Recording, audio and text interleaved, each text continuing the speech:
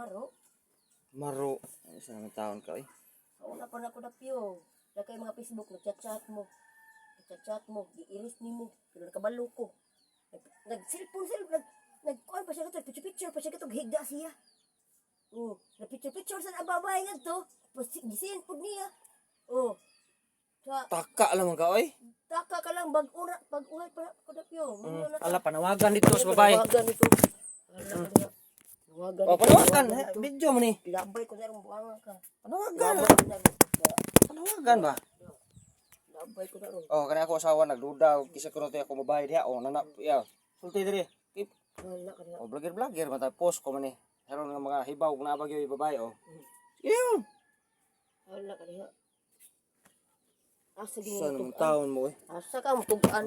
Asa. Mutugan. Duda siya ba? Duda.